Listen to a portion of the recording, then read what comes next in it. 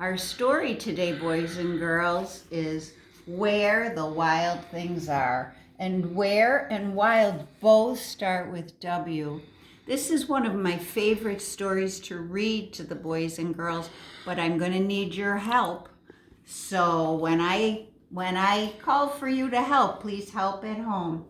Our author is Maurice Sendak, and he also did the pictures. So he's the author and illustrator, and the author writes the words and the illustrator does the pictures. This is my front cover, back cover, spine, and my title page. All right, here's our story. The night Max wore his wolf suit and made mischief of one kind and another, he's chasing the dog. His mother called him Wild Thing, and Max said, "I'll eat you up." So he was sent to his bed without eating anything. That very night in Max's room, a forest grew and grew and grew until his ceiling hung with vines and the walls became the world all around. An ocean tumbled by with a private boat for Max, and he sailed off through night and day and in and out of weeks and almost over a year to where the wild things are. And when he came to the place where the wild things are, this is where I need your help, boys and girls. They roared their terrible roars. Roar! Can you do it? Roar! And they gnashed their terrible teeth. Can you do it? And they rolled their terrible eyes. Can you do it? Whoa, that's hard. Whoa. And they showed their terrible claws. Can you do it? Oh.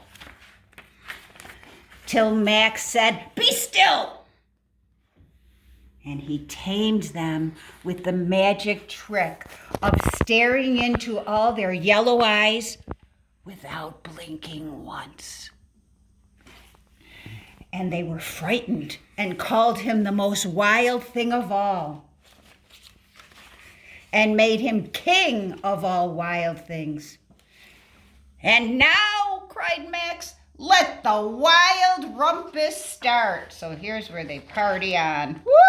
Hee hee! Woo-hoo! Wah! Wah! Woo-hoo! Wah! "Now stop," said Max, and sent the wild things off to bed without their supper. And Max, the king of all wild things, was lonely and wanted to be where someone loved him best of all. Then all around, from far away across the world, he smelled good things to eat. So he gave up being king of where the wild things are. But the wild things cried, "Oh, please don't go. We'll eat you up. We love you so." And Max said, "No." The wild things roared their terrible roars. Come on, boys and girls. Roar! And gnashed their terrible teeth. And rolled their terrible eyes. And showed their terrible claws.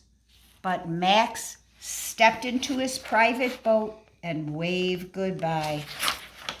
And sailed back over a year and in and out of weeks and through a day and into the night of his very own room, where he found his supper waiting for him. And it was still hot. Now, boys and girls, I know this might be a little scary for you, but this is not a real story. It's only pretend.